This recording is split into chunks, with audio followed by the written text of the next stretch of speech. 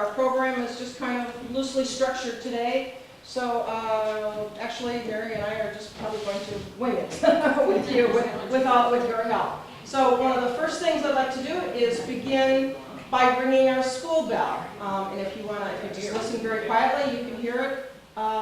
Lola, would you like to ring the bell, please? Okay, give it a big pull.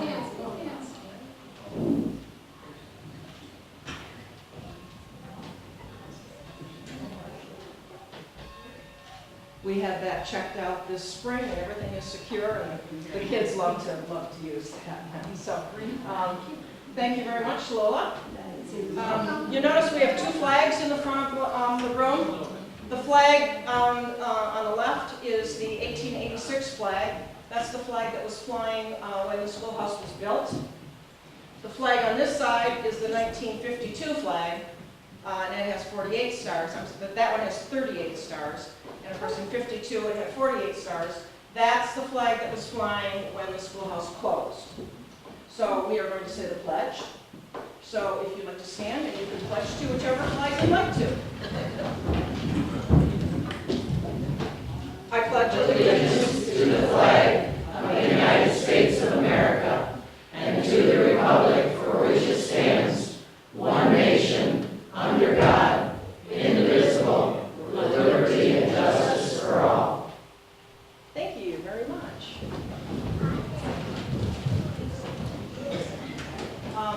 We thought we would start. I don't know if this was traditional in one of the schools. Maybe some of you know, to sing a patriotic song. Yes. So, My Country 'Tis of Thee. My Country 'Tis of Thee. It's in your blue booklet. We'll just kind of you just sit where you are, and we'll just do that. Dale, would you start us off with that song? Me? Yeah. I love to stand next to Dale in church because then I feel like I can sing. So sure, if you could just let's get started.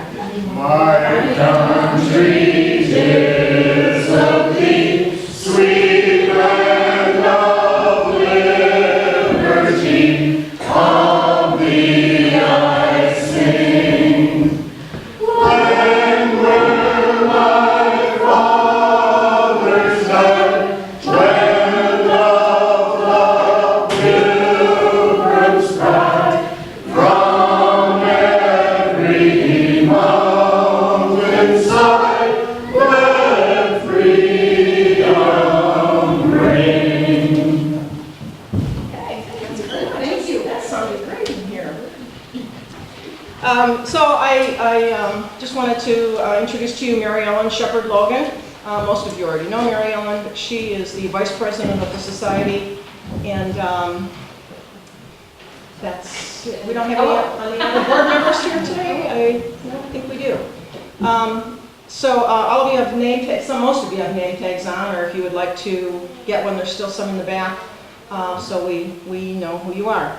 The purpose today, of course, is to gather together to share information that we have with you, and we have put some of that up in the back. It's around the schoolhouse, and we'll be talking about that for about the next hour. And of course, our purpose is also to gather information from you. I have already had people talk to me, and they've brought pictures today that we will scan. If you have pictures or if you have any documents, we'll leave them in this, put your name on them, we'll leave them in the basket. We will scan them, put them on our computer, and then we'll get those originals back to you if you'd like the originals back. We always do that, whether it's a picture of the schoolhouse or that you'd like to share, or any of the other schoolhouses, or any of your family history, photos or documents. We always believe that the original should remain with the family if they want it. So with today's technology, of course, we can scan those, and then we have a copy, and then you have the original. So if there's anything that you'd like to share with us, or we would really appreciate that. And of course, all of you, if you don't know, we are here every Thursday morning. We call it our work bee, and that's when we do a lot of work out in the yard, in the gardens. I'd like you to take a stroll around today to see all of the hard work that has been done primarily by Marcia Phillips. Marcia, wave to everybody so they can see you. Marcia's our master gardener who has joined us this year and has just done wonderful things here in the garden. Her family history goes back in Richmond to the Schroeder. Her father is Chuck Schroeder. Mother is Rosie Habel Schroeder. Rosie's here too today. So, so she has a great past history here in Richmond as well. So you're certainly welcome to stop by at any of the work days. On the back table in the foyer or vestibule, there are copies of the last newsletter. If you are not on our mailing list and you'd like one of those, there are extra ones. Please feel free to take one with you. And there's other literature back there as well that you may have when you take with you when you go. So, is there anything, Mary, that you wanted to mention that I'm forgetting right now before we go into the history a little bit? If you haven't signed in, please do so before you leave. There's a sign-up sheet right there as you walked in. It was rather crowded, so if you haven't signed in, do so before you leave. We just love to know who's here and who we're sharing all of this wonderful information with. And also, we are auctioning off today the 3 flower arrangements in the front, 2 flower arrangements and one of the hanging basket that's on the stool. And you can purchase those tickets from Marcia. Wait, Marcia, again. Her arm's going to get tighter today, I think. So, and those are $1 each or 7 for $5.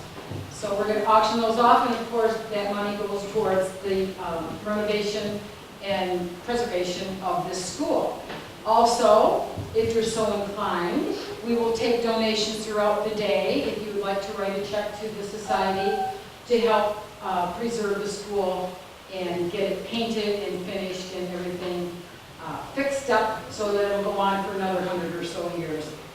On for 200 years perhaps. So that's 200, 300. And for many, many, many more years. So we're, of course, we thank you all for coming, and we'll do more thank yous later. So back to the history, Christine. Okay, thank you. And you know, we are in the school section school, but of course today we're celebrating not only that, but other one-room schoolhouses in the area. And I know some of you have brought pictures from the Hunt School, from the West School, and from other, we're interested in hearing about other schools in the area as well. Our aim, our goal is to have one side of the vestibule with pictures for just this school, and then put pictures of other area schools up as well. So it's kind of it'll be a museum of one-room schoolhouses of sorts in the area. So I'm not sure how much information. Some of you know quite a bit more about it. Some of you are here. Some of you in this room were here right at the very beginning of the Historical Society. We're here when this building was moved to town. I'm not going to repeat the entire history. I just want you to know that this building, as I said, was built in 1886. It was on School Section Road, which is halfway between Richmond and Memphis, and it goes down to the west. It was about a mile down there. The school closed, as I mentioned, in 1952, and then it was empty for quite a while. It came into the hands of the McKernan family. They used it as a granary and storage for their farm, and then they eventually donated it to the Historical Society after the Richmond Historical Society became a viable organization. They donated it, and it was moved here to the park in 1994. So that was quite a project. Some of you remember that. If you don't, we do have pictures of the move of the school coming through town. Those are on the back table. And on the back table. Okay. So the school was when it was brought here, it was used as a museum for quite a few years in the early days of the Historical Society. Some of you probably were in here at that time. We had display cases all the way around. We used it as our museum for the Historical Society. When it became, when we started construction of the museum, which is the building you see over here, the Blacksmith Shop Museum, when that was completed, we were able to, of course, use that building as our museum, and then this we could use, as it was intended, for a school. So the school desks that you see, these desks, we decided that we wanted to make the time period when the school was built, in the 1880s, 1890s. So we did some research. These bench seats are the kind that are similar to what would have been in the school at that time. Of course, the ones this year we had to add some of these with the metal in them. because the classes that use the school have more children in them than we had seats for, so we put extra seats in here for that. So these are reproduction desks, and the teacher desk is a reproduction desk from that era as well. And they were made in Michigan. They were. These desks were made by a carpenter near Mayo, Michigan. So that's so when we have the museum opened, and of course since this building has been open now as a school, the Richmond school children, 5th grade, have been coming here for about 5 or 6 years. The teachers prepare the students before they come, and they come here and spend the whole day. You notice vests and smocks hanging out back there. The children wear those. Some children come already dressed in period costume, and they spend the entire day here using our McGuffey readers and our McGuffey spellers that were donated to us by the Richmond Good Old Days Committee. They use those, and they use the charts and various. They play games that the children played years ago. In fact, we had one teacher that was here. This year was the first year that Armada teachers brought their children as well. So we had 2 weeks this year. 1 week was all Richmond students, and the next week was Armada students. We had 9 teachers come to use the school. One of the teachers from Armada said that she went to the park for a recess, and the kids were playing Red Rover, and they were having so much fun. She said she didn't have the heart to tell them they had to come in and get back to work. Marcia, there are more chairs up here. Winnie, come on up front.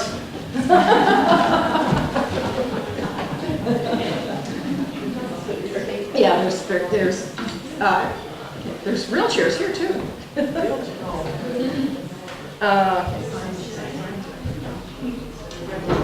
Red Rover. So she said the kids were, even though there's all kinds, thousands of dollars worth of playground equipment over there, the kids were having most fun playing Red Rover. So those are the kind of stories that we love to hear. So did you have any questions about the history of the building or what we're doing here before we move on? Yes, Mary. Is the wainscoting okay? What we see the wood, that's all original? Yes, the wainscoting is original. You know that we're painting the schoolhouse now. The outside is being painted first. That hopefully will be finished before Good Old Days, and then in the fall we'll begin the inside.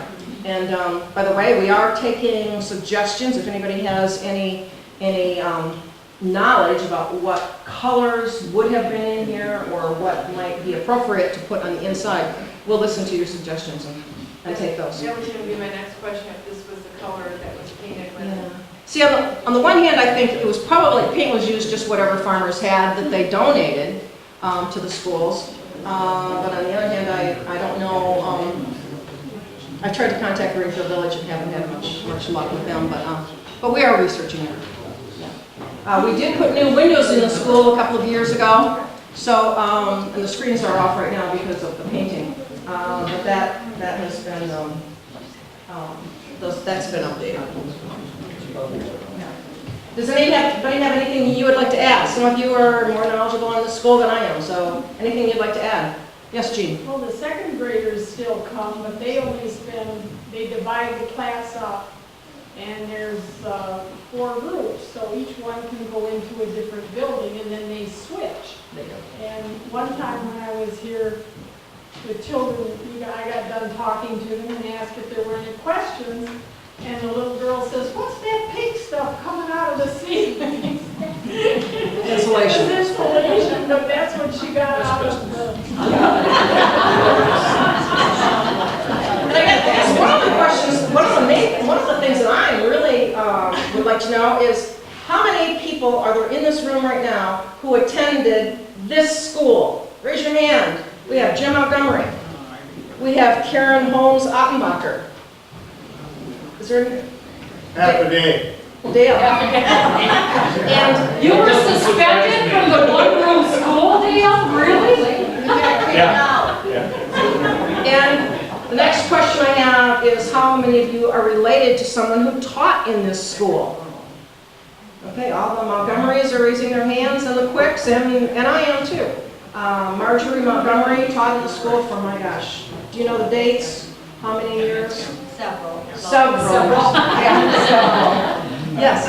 I just want to say, not affiliated with this school, but I did go to one in Lambs. Okay. We played baseball. Geez, anyway, we did play ball on Fridays with Purcell School and Foley School on M19. Lambs was on Masters Road in Fox. It's still there today. I have heard stories that many schools played. In fact, some of the Habels were telling, Lily, what? We played home school. Yeah, School with Lily went to the Hunt School, which is still on M19, and Rosie as well. The Habels all went there, and they used to play sports events with the kids that went to this school in the school section. And the West School too? Did you play with them? Yeah, the West School. I played at this school. I didn't attend it, but I played it. It was right next to the farm. Yeah. Well, Doug Montgomery, tell us how you got into the school. Come on, Doug. Well, back in the day, seeing this closed in 1952, and I was born in June of '49, and we lived real close. And they left everything in the school before they cleaned it all out for years. Sure. And I could climb up and look in the window and see all the toys, and I saw some real nice paper toys that I thought would be fun to play with. And they didn't lock anything but the front door. So, you know, I think the statute of limitations is passed now, so. Yeah, I kind of climbed through the window, took some Tinker toys and took them home, and then Grandma Montgomery said, "Where did you get those?" And we went back and put them back. I was probably 4. Good lesson for our own lab. Did she have to climb through the window? No, she probably had a key. Or she might have thrown me through the window with a sore behind. Okay, so there will be lots of time for sharing more of those. Right now, I'd like to introduce to you Gene Jakubiak. He probably does not need any introduction to most of you. He's going to give us a little, tell us a little bit about what he knows. Just a little bit of what you know. I don't know a lot. Tell us a little bit of what you know. Do I? Do you want to sit? Sure. Is there a seat by them? Okay. So that's kind of, Oh, that's good. This is going to be fine. This is going to be just fine. She's used to that teacher's Yeah. desk. do you want these Yeah. up here? Yeah. That's kind of, that's tough to climb. Is it? You want me to know? Okay, I can. Okay. I don't know if this is Steve. Good.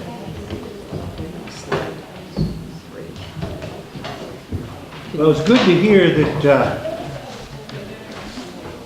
I had a neighbor here from Lamb School. And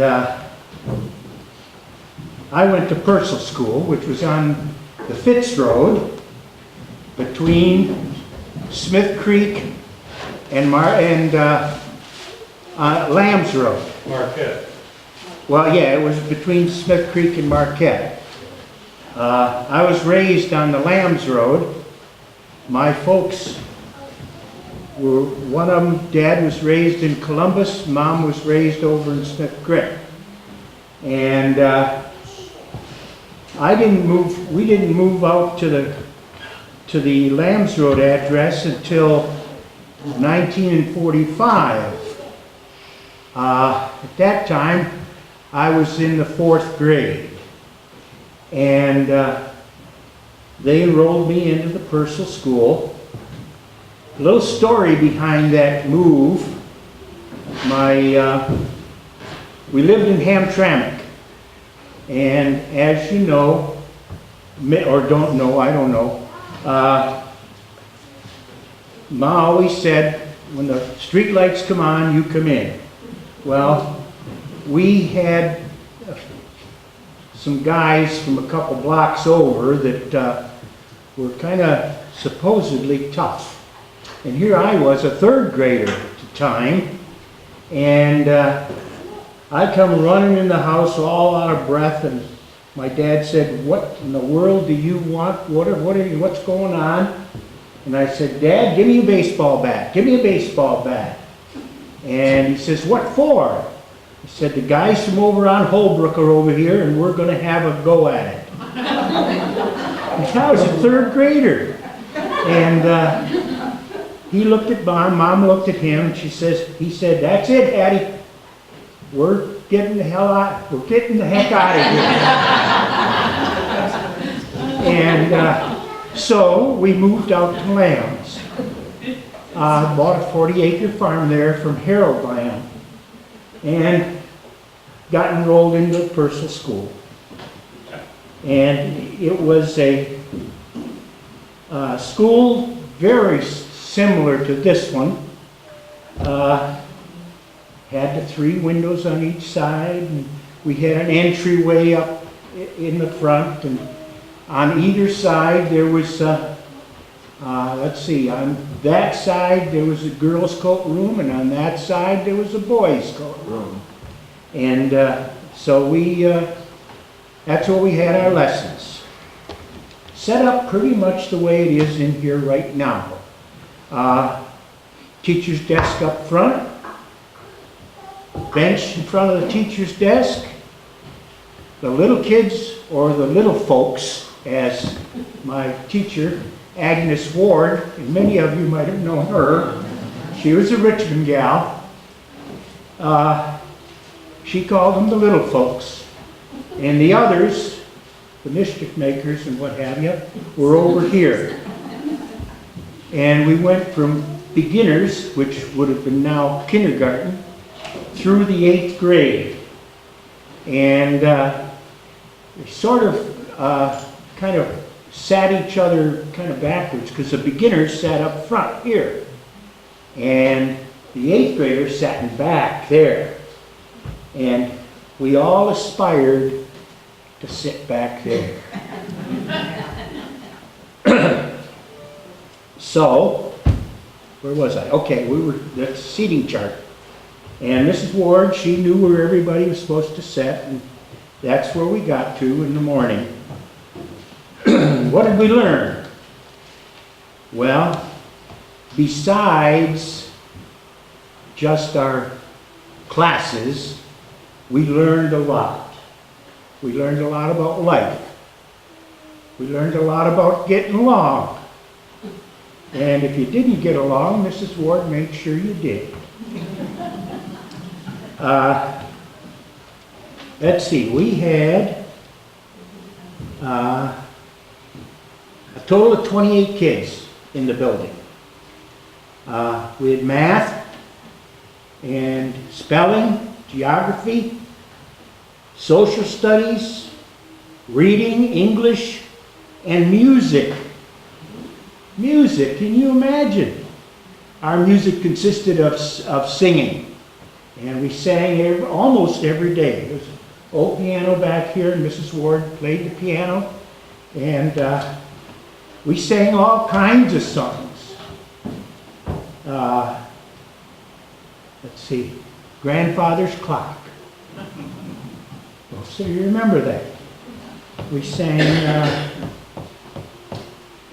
White Coral Bells, Along the Slender Stalk, Lilies of the Valley, Deck My Garden Walk.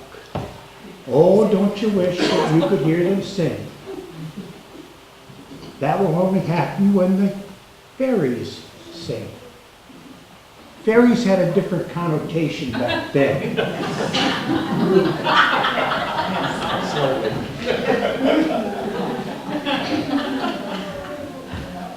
Our school day went from 9 a.m. to 4 p.m.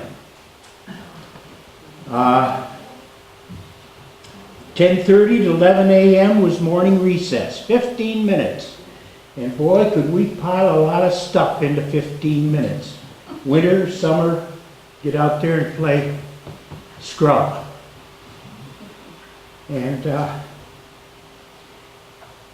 12 noon to 1 p.m. we had lunch. Oh, and let me tell you a little story about lunch. I came out there in the 4th grade. Both my mom and my dad worked. Dad worked in Detroit. Mom worked in Port Huron. So they were off and running before we got, you know, we had to get ourselves up, we had to get ourselves dressed, and we had to get to school. And I imagine today's world, Mom and Dad would have been put up for charges. But, as it was, we got up, we got to school, and oh yeah, I was talking about lunch. Ma packed our lunches so that we were all ready when we got ready to leave. And to this day, I don't like peanut butter and jelly. But every day, it was the same lunch. White bread, store-bought, peanut butter and jelly, a piece of fruit, and maybe something else, a treat of some kind. That's what we'd take to school every day. And probably after 2 weeks of us moving out there, I got the bright idea, these country kids, they just love store-bought bread. Loved it. And their folks made homemade bread. Slabs that thick, real butter on them, ham, real mayonnaise that their moms made, roast beef. And they'd look at my lunch and they thought, boy, that guy's really got something there. Got peanut butter and jelly and soft white bread. So I got the bright idea, how'd you like to trade? So that went on for about 3 weeks. Traded sandwiches. And then Ma got a phone call. You know what your boy's doing over there at that school? No, what's he doing? Well, he's trading those cheap sandwiches you make for my good homemade bread sandwiches. Well, Mom was gracious enough not to take offense at that first comment, but she wasn't gracious enough to forgive me for doing what I did. And that practice came to a roaring halt. But for a while, it was sure great. Let's see, there were other things. We always had a Christmas program, and everybody got a piece to say. Now, what's a piece? That might be a little poem, or it might be part of the biblical verses, or it might be a song. A couple of kids would go up and sing a Christmas song. Farmers would bring in a barn door, set it up over here on cement blocks. That was our stage. And there'd be a wire run from that wall to that wall. And the two tallest kids in school, they'd draw the curtains. They didn't have to say a piece. But I always aspired to be tall. For that reason, never made it. Never made it. We were into 4-H a lot. I had my very first 4-H project. The county 4-H agent at that time in St. Clair County was Ken Anderson. And you might know Ken from the fact that after he was 4-H agent, he moved up to county agricultural agent. And as county agricultural agent, he was able to go all over the county, and he scoped out that Imlay City area where there was all that muck farms and what have you, and he bought up a lot of land over there. Am I going too much? No, you're good. Okay. I just want to, Because once I get going, you know, there's a speech of 2 minutes will take you probably 4 or 5 hours to prepare. And a speech of 4 or 5 hours, you don't have to.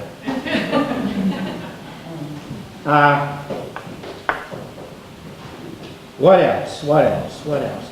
Oh, and in the wintertime, we play marbles inside.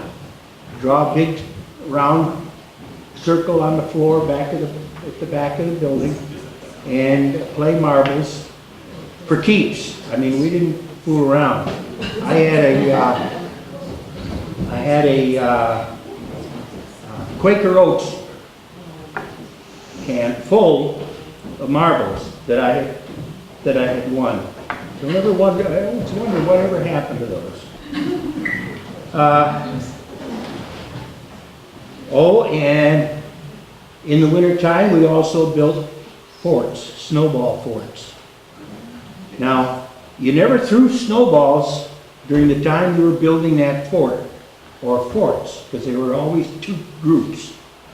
And you never threw snowballs during that time because that was a truce time. You're building, you're not throwing. Followed the rules, you know. And then, after the forts were declared done, snowballs did fly. And there was always one rotten son of a gun that would throw slush balls or wrap a snowball in a rock. Not me. I wouldn't do that. No, not me. Oh, and in the wintertime, of course, you played outside in the snow. And we had a space heater almost in the center of the floor in the building. And when you come in from recess or from lunch, there was after about 15 minutes, there was a really, really interesting aroma that arose from the school, because all the kids hung their wet woolen mittens on that stove. And you know how wet wool can be. Oh, and we also had a dog at school. Yeah. Dog's name was Sandy. It belonged to one of the kids. It always came to school with him. And sometimes Sandy slept in. So pretty soon we'd hear a scratching at the door. And Mrs. Ward would say, somebody in the back say, all right, Harvey, you go and open up the door for Sandy. Sandy would come in, curl around in front of the stove, and that's where he'd sleep for the rest of the day. Unusual, but we didn't know any different. Thought every school had a Sandy. Softball. You mentioned softball earlier. Yeah, we played on Friday afternoons. The team would all pile into Mrs. Ward's Buick Special. Big kids in the trunk. The rest of the kids, can you imagine in the trunk? Today? No. The rest of the kids would be inside the car. Maybe one parent would take a bunch of others. And then we'd head over to, could be Port School with Mrs. East. Gertrude East? No. Alice East was out at Port. And then we'd go and play the Lamb School, and I can't remember the teacher's name out there. I don't know if she was there, but it was Nella McLean. McLean, okay. And then we'd go to East School, which was taught by Gertrude East. And then we'd go to where? Columbus School. That was across from the St. Philip Neri Church. And not there anymore. Of course, my school's not there anymore either. And through 4-H, we met a lot of kids. From all over the county. And let's see, let me wind up here with 8th grade graduation. 8th grade graduation was always held, at least the 4 years that I was at that school, was always held over in Goodles, in the in the Quonset, that big Quonset that they've torn down and rebuilt since at the fairgrounds. And we'd have quite the ceremony. Every 8th grader in the county from the one-room schoolhouses would be there. And they would go through the ceremony just, you know, bum, bum, bum, bum. Everything was like a big graduation. Of course, it had to be because to some of those kids, that was going to be the only graduation they were going to have. You know? Yeah, and I got my diploma right here. Yeah. It was in a nice blue folder. Mrs. Ward signed it, and the gal who was the county superintendent of schools, Elvira Morrison Dodds, signed it. So that was that. And this is a picture of the Purcell School right here. And it sat on about an acre of ground. And, oh, right behind the school, this was before we had an oil space heater in the building, was a cement block coal shed. And you've often heard of somebody being taken out to the coal shed. Well, that's where it happened. Mrs. Ward never was one for corporal punishment, but she would tweak somebody's hair every once in a while. Yeah? That's why we lost her.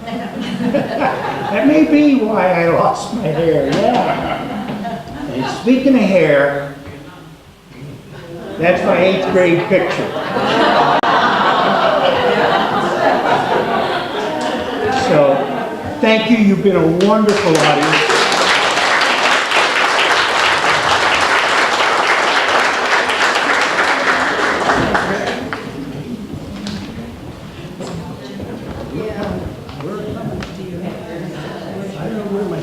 Gene, may we have a copy of that Oh. picture of your school to scan for our records? Yeah. I think you can get it. Or I was not a very good speaker. Are there any questions? Gene, not a good speaker? Hard to believe that one. Yes, sir. How many kids did you have in your class? I had 4. Same here. 4 in my class. When I went to Memphis, I thought I died and went to heaven. Yeah, yeah. Teachers So were you couldn't busy valedictorian? pick on you. I was valedictorian, salutatorian, quantitorian. Thank you. You were in all the AP classes? Right, oh, definitely. Yes. We have with us here today Rachel Card, and she's going to speak to us about using the one-room schoolhouse in today's world of education. So welcome, Rachel, please. I think when Rachel is finished sharing her knowledge with us, we'll take just maybe get up, move around a little bit, get something to drink and snacks, and then we'll go into those of you that have stories to share, because I know there are more stories in this building today for people that would like to share stories about either someone they knew that taught here, or if you went to school in this building, or just a nice story about going to a one-room school. So we would like to hear those also when Rachel is finished. We'll get a little snack and then move on. Thank you, Rachel. I feel really privileged to be invited to speak today, and I'll tell you about my connection to the schoolhouse. I was a Rowley. My grandmother was Arlene Rowley, who was a teacher, and she taught here a year in this building, I believe. And I didn't know that when I was a child, growing up on the farm that was about 2 miles from where this building was originally located. And so as a kid, growing up as a third generation, wanting to be a teacher, schoolhouses were always alluring. And so I always wanted to know what was inside this building. And so I asked my cousins one day, would you like to go check out that building on the McKernan farm and see what's inside? So we rode our bikes down School Section Road, and my cousin pushed me in through the window.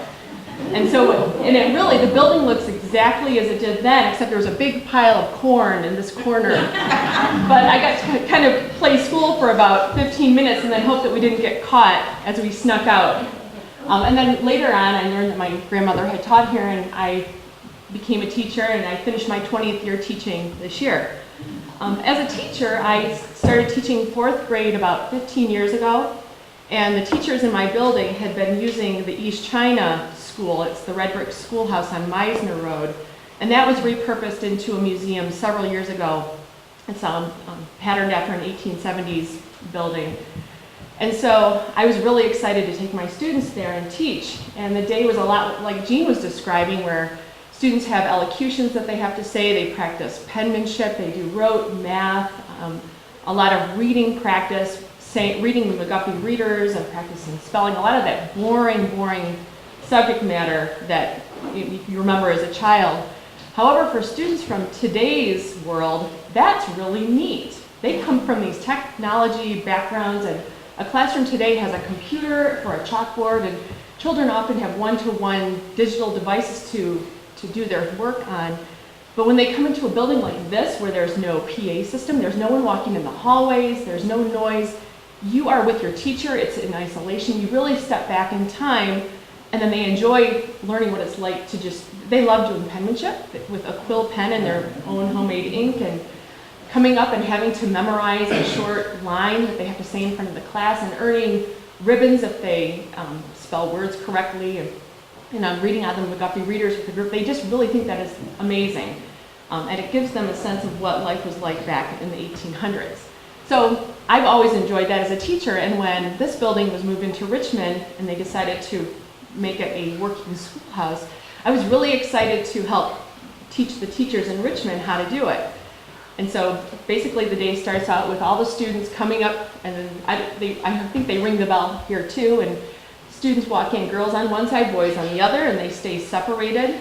And and in the classroom, girls are on one side, boys are on the other. They've made their own homemade ink prior to coming here, and they have quill pens. And they basically are sitting the whole day in these desks, but they think it's wonderful. And they're practicing penmanship and meeting in small groups, because we teach them that, you would have had kindergartners through 8th graders in one room, and it wasn't just everybody working on the same thing. Sometimes the teacher had to pull the kindergartners, and the 8th graders had to work by themselves the whole day. So they get a sense of what that multi-age would have been like, and they really appreciate what it was like during that time period. And I hope that they take away that they have so many conveniences now. And as a teacher, I think engagement is the biggest challenge we have. I really empathize or sympathize with the teachers in the 1800s who had to engage children from K through 8 and keep them focused and busy and doing something that was purposeful through the whole day. I mean, it's hard for me to do that with a homogeneous group of 4th graders, let alone kindergartners through 8th graders.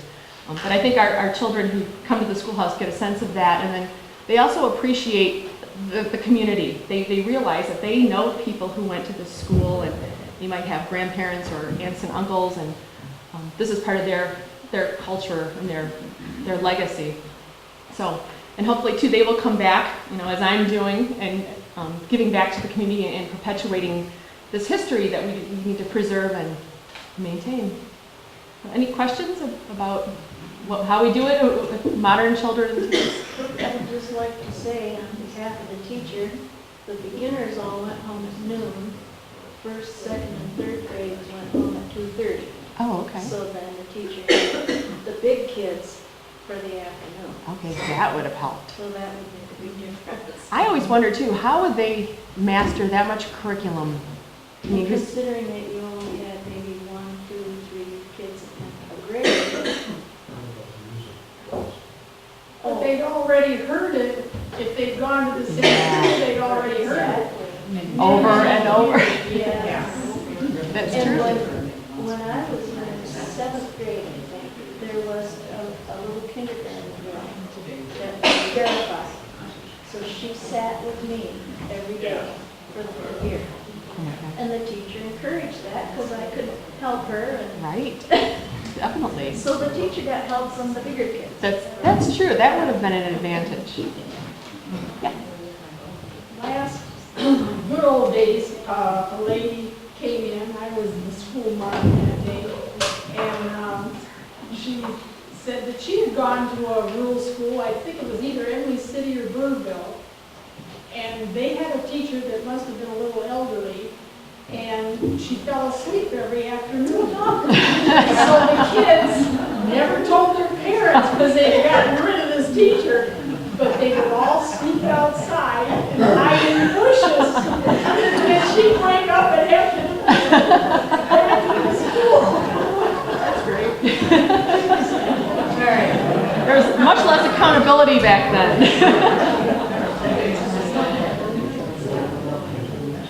Well, thank you, Rachel.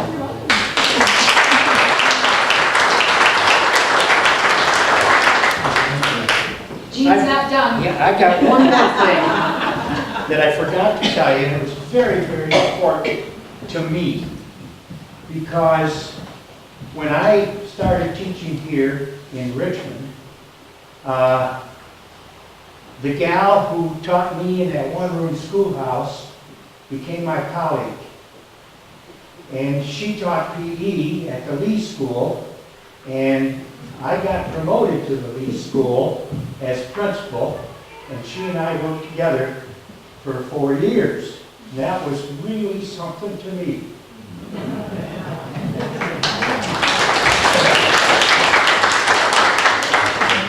Wonderful, wonderful She has story. mentioned Agnes Ward's name. How many people in this room had Agnes Ward as a teacher? Oh, there's about 5, 6 of us. Anyone have Arlene Rowley? No? She's not at school yet. My Aunt Rosie. Aunt Rosie had Arlene. Oh, did she? Okay. I guess Christine. You're silly Christine Tom. I'm sorry. I really thought she was a much better teacher than that's demonstrating. Mary? I have a question. Did the teachers usually live in the area, or did they come from other areas, counties, whatever, to teach at a particular school that needed a teacher? Bea, you had a story about that. Well, yeah, I was in Toronto, and our place was right next door to the Raleigh farm. And there was a teacher that came there, her name was Doris Brunker. I don't know if anybody else knew her. But she taught there, and I was 4, which I shouldn't have been in school. But the story goes, she was at our place a lot because she had a crush on my older brother.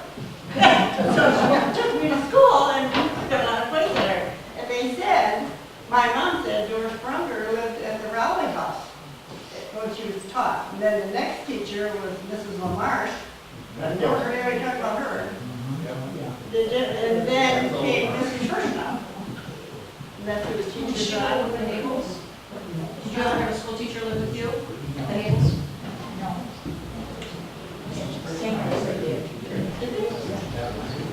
You had a full house anyway. Do we want to take a little break or keep rolling with the stories and then just keep it rolling? All right. Story time. I have a little story. My father went to school here, Elray Plains, and I like to tell that I just retired from teaching, and I worked with very special kids. And I like to tell them one of my dad's stories, and he said that his britches had a pocket way down here. And so do you know what that pocket was for? A knife, which is terrible news today. You cannot do that. And so I would tell my little delinquents about this, and they really got a kick out of having that my dad would bring a knife. And I said, well, why would you bring a knife? You had to sharpen your pencils, right? Because they had pencils then. Oh, he was the pencil sharpener. So probably not everybody could bring a knife. No, anybody could bring a knife then. But, yeah. Yeah. So my children always like to hear that. George? I was wondering if maybe everybody would like to know how we got the school building and the train depot. Sure. I got to go up here.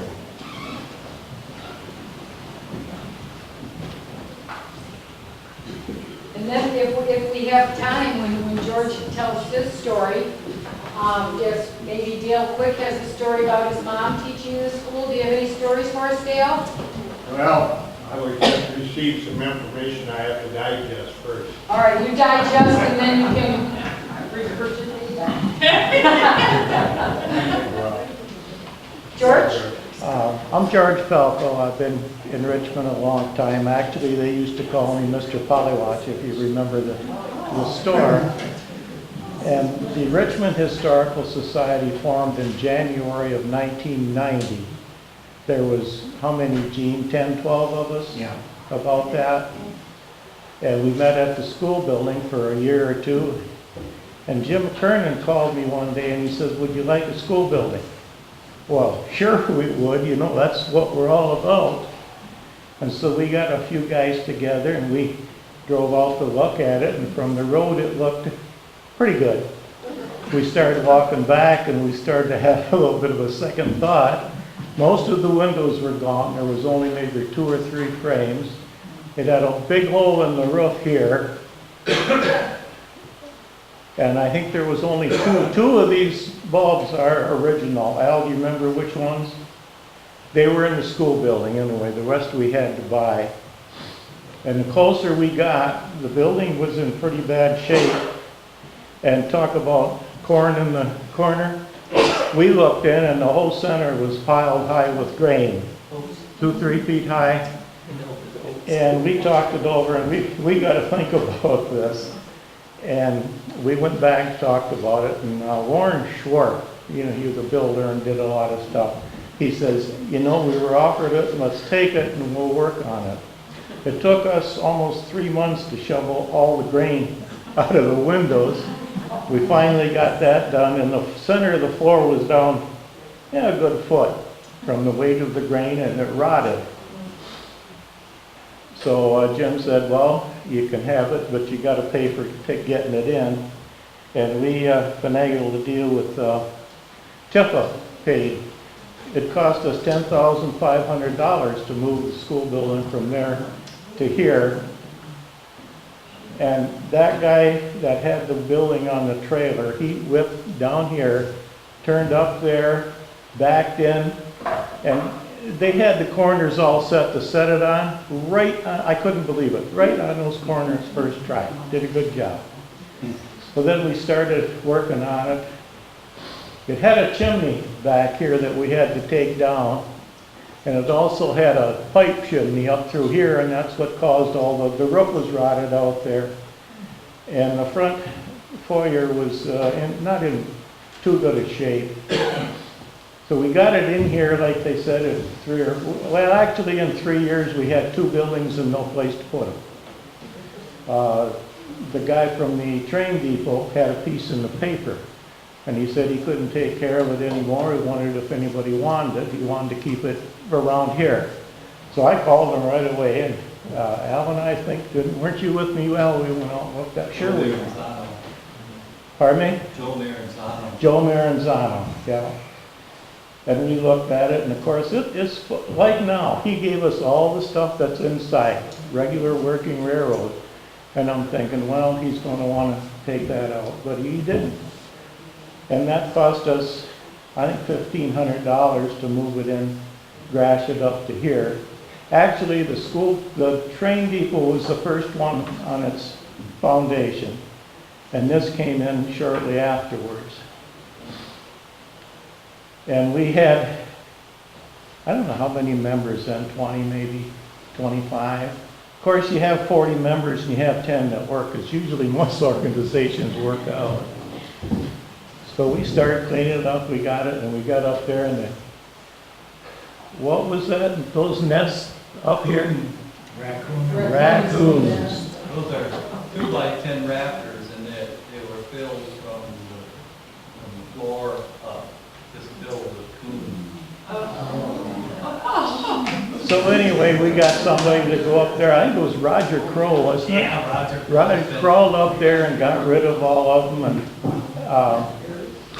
we got rid of that, and finally we started cleaning it up and doing a little work on it.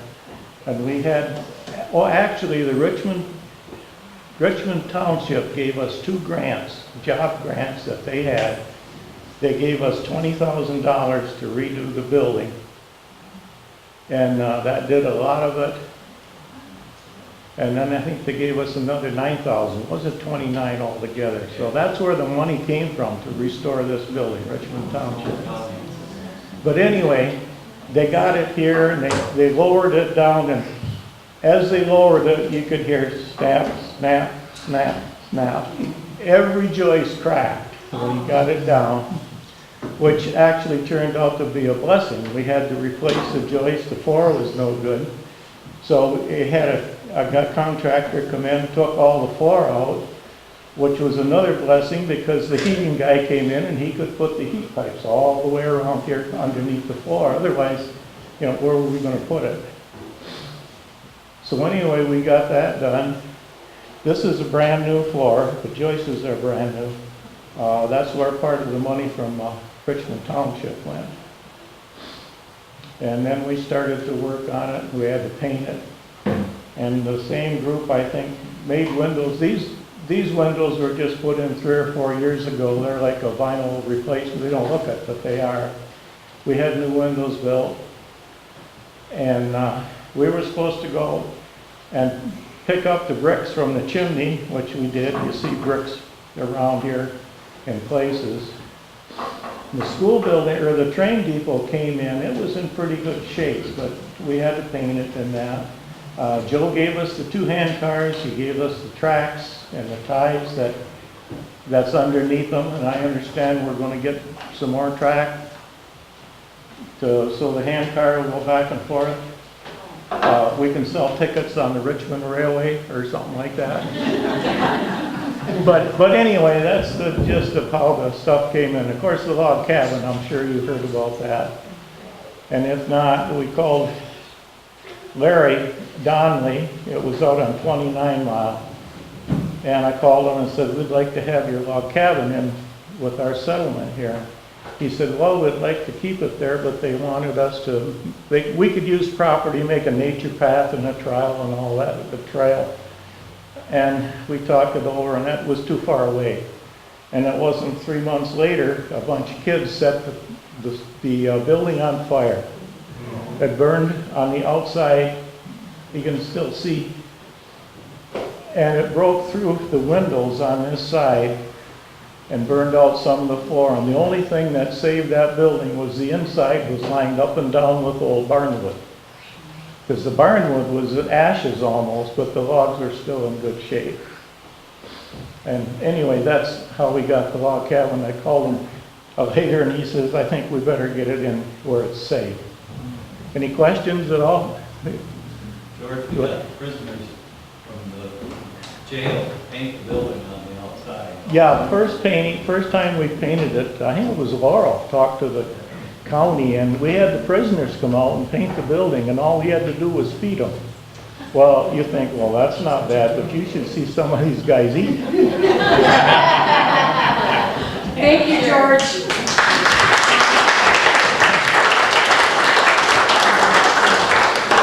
A little 7th inning stretch, and then Mr. Quick is going to tell us a story.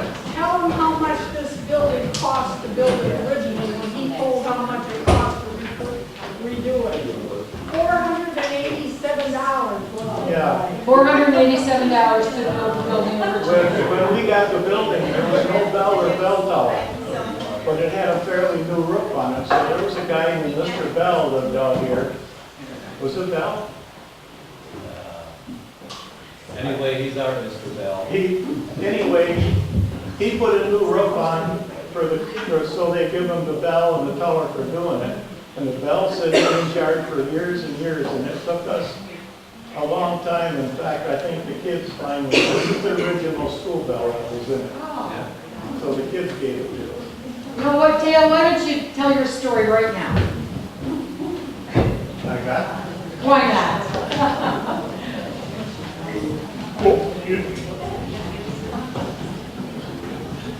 I should be like Gene, sit down, but he was older than I. Yes, he is. By 2 years. My mother was the last teacher in this building.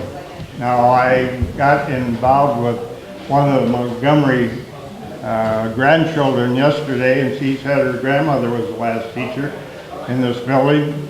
But when they came out today, and it was 1952 when it closed, I found out that I had been right. Mother closed it down in 1952. Mother had connection with this school long before that also. Her teaching career started in a one-room school house over in the Utica area. She taught there for 2 years. Then somehow she got a job in the county under Superintendent of County Schools, Will L. Lee. Now, of course, Will L. Lee, the building is named after him. He was former superintendent here in Richmond, then moved to the county. And I remember Will L. Lee. His mother would go back years later and visit with him in the county building in Mount Clemens. And he had the hugest ears I'd ever seen. They stuck way out, snow white hair, but Will L. Lee had big ears. Mother was a county helping teacher, so she visited every one-room schoolhouse in the county. So she knew this person, this person. Today, a lot of teachers' names came up: Arlene Rowley, Marge Montgomery, Ethel LaMarche, Agnes Ward. Of course, she was in another county for a while. And it just goes on and on. Growing up, I knew a lot of these people because Mother kept connections with all these one-room schoolhouse teachers. And actually, I probably wouldn't be here except Mother was doing some visiting in the county and got stuck out on Old Plank Road somewhere. She slid her car into the ditch, and my Aunt Alger Quick was teaching at the West School at that time, and she got Uncle Glenn and my dad, I guess, and he went out and pulled Mother out of the ditch. Well, rest is history. Here I am. Mother, you know, one-room schoolhouse. I said I attended this for maybe 3 hours. I rode my bike out to school section one day and stayed there. But I remember she taught after I came along in the High Bank School out in Pridemont and Armada Ridge. And I have a vivid picture of that, looking out the school window, looking across the field, the Kroll farm, Mabel Kroll, and seeing the train going down the tracks heading toward Romeo. And of course you don't see that, but it was good. You know, Rachel mentioned the school and how things are today versus back when. I don't know, I think we lost an awful lot. And we don't. You can't, I feel sorry for the teachers. I can speak from experience. I played around with students for 31 years, but I think this was it. People learned, and they learned well. I learned a lot of good things. Yeah, yeah. Thank you.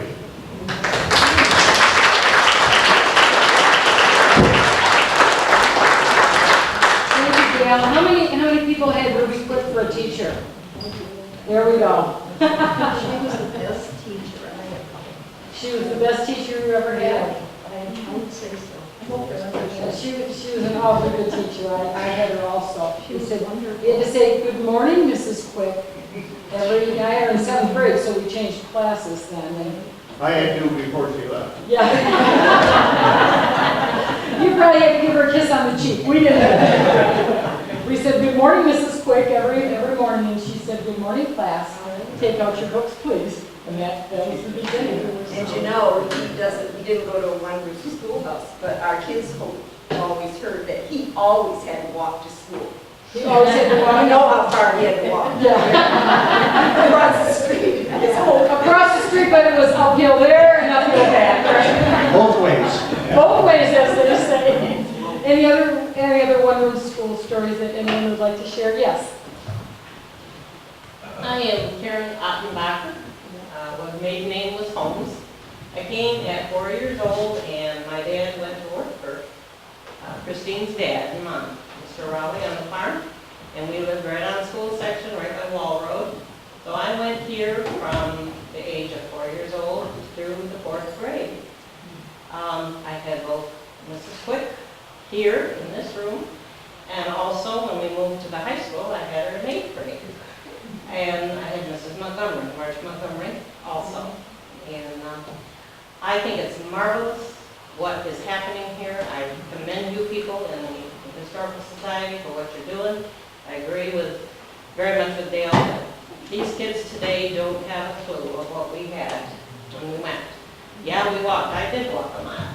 Not uphill, but I walked a mile in the snow because our parents didn't have an extra vehicle. The moms, if it was raining or whatever, maybe a mom would pitch in and throw us all in the car. But yeah, there was a lot of us that would pick up the Ball family and Schroeder's who were across the road and that. And it's just a marvelous experience that I don't think these kids today have a clue.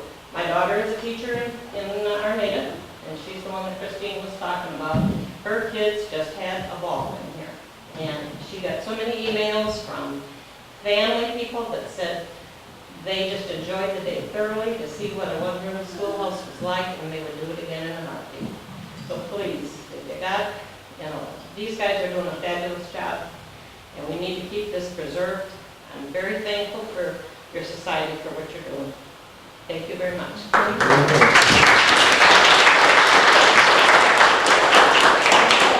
And we thank George for giving us a little history on moving to school here. And we have, oh, there's another hand. Oh, yay. We have another speaker. My husband went to section school, and Daisy White, who was Mrs. Sample Lake, was his teacher. The first day he went to the school, he went home, he was upset because it was so noisy, he said. But anyway, he went to school through the 8th grade there, and then he was on, later, he was on the school board. He was on the school board the year they decided to consolidate. And so he did vote for that. And he was on it with Eddie Ball, and there was Mr. Personal, but Ed. yeah, that's right. And I don't know if there was anyone else on the board or not at that time. But that was when I was wondering, I heard it was 1952, I guess. And they had come around with a petition for everyone, the farmers to sign, and I couldn't sign it because I wasn't 21 yet. Thank you. Any other stories to share today?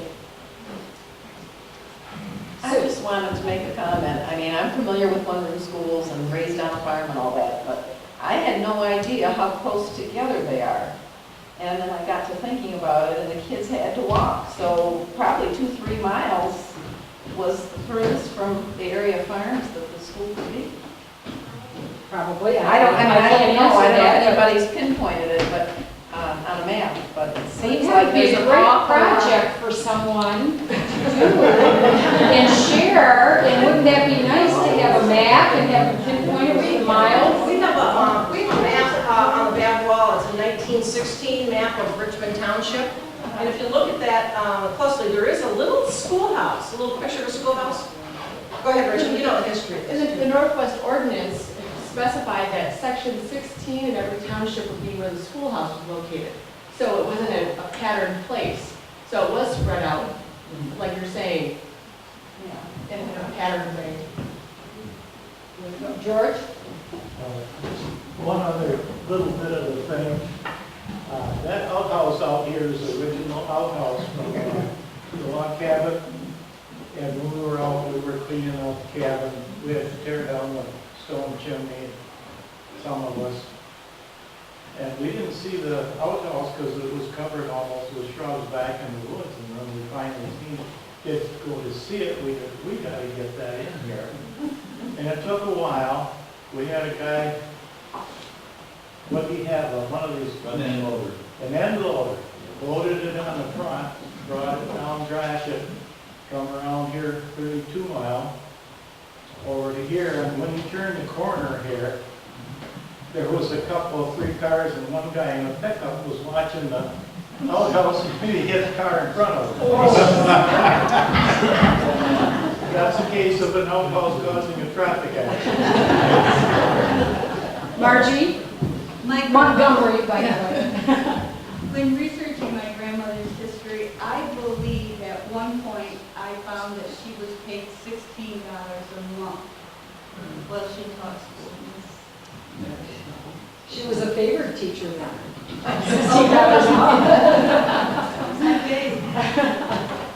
Well, thank you all for coming today and sharing your stories.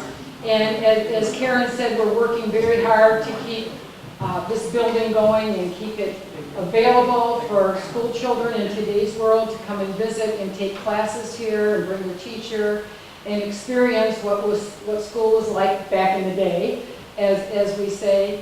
And we thank those of us before us that worked very hard to get the buildings here, the Collinses and the Falcos and so many others that worked hard to preserve the buildings, get them here, and get this village moving.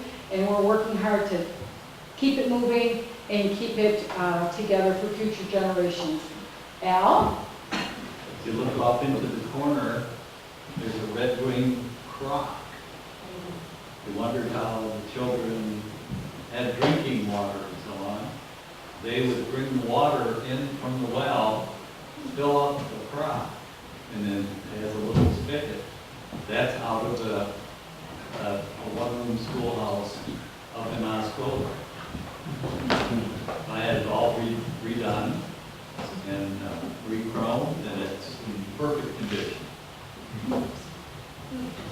Thank you very much. Jean? Ricker told that when she went to school in this one-room schoolhouse on Scottish Road, she lived on Mescal. And her mother kept her out because she was so short and she was so little, she kept her out a year. And when she'd get to school, she'd be wet in the wintertime from wading through the snow. And if they went through the woods, it was like 2 miles, but at least it seemed to her. I don't know, I never measured it. But if they walked around the road, it was a lot further. So the teacher used to let her sit by the stove and dry out. And she also said that they had no well, and that they had to get their water from the farmer either across the street, or I think it was across the street or next to it. And he wanted to charge the school for the use of the well, the water coming out of the well. There's always people in the world that know how to make a buck, isn't there?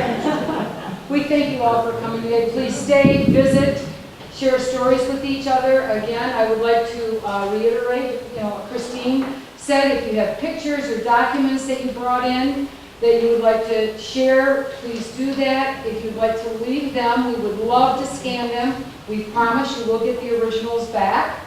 And I would also like to remind you that we have our raffle still in progress. So if you'd like to buy a ticket or tickets for Marcia to win one of these beautiful flower arrangements that are at the front, she's at the back. And $1 a piece or 7 for $5. And that money, of course, goes towards painting and preservation of the building. And if you have your checkbook and you'd like to give a little more, of course, we would love to take that and add you to our classy donor list. So we have some wonderful people that have already donated money towards the cause, and we'd love to add your name to that also. Christine, anything else? I would like to remind people of our next program will be at the community center. Yes, it's August, the first Thursday of August, 4, 5, 6, August 7th. Pardon me? At 7 p.m. The topic is mourning customs in the 1800s. So we've had the woman give a presentation last year on the history of women's underwear. She's a very entertaining speaker. There is a charge, though. This is our only program during the year. It's $10 a person. The meeting is at the community center on August 7th. This building and the village is available for gatherings, for meetings, for tours, for any of you, anytime you would like to use it, see one of us. George had mentioned putting the piping in. We do have a furnace in here. It's in the closet now, so we do have heat in here. We use this in the wintertime. We have restrooms in the museum, and that's open right now. If anybody would like to stay here or meander around, chat with us. I guess that's, yes, Dale? I think somewhere along the line, you should get an old piano in I would love to have an old piano in here. I Spread have the it in word. my basement. It was my mother-in-law's, and so it's from she was born in 1896, and her mother sent it to Detroit to be refurbished at one time, and it can still be. Great, Jane. Well, yeah, we'll talk You about did that. donate it. Yeah. You can get it out of my basement. See, the schoolhouse used to be the center, the gathering place for people in the country. Their parties were here, their Christmas parties, their gatherings, so yes, we'd love to have a piano. If anybody is there anyone else who wants to buy a ticket? We need to do that before everybody leaves. Okay, so. One other thing before we do our final closing. We did not mention, and I'm sure that you read it in the newsletter and in the newspaper, that this school, your school really, won the One Room Schoolhouse Association School of the Year Award. And that is really what prompted our celebration today. We wanted to open it up, share it with all of you, and let you know what a treasure that you have in this community. And we're so happy that you came. But this was the winner of that award. So thank you all very much for coming.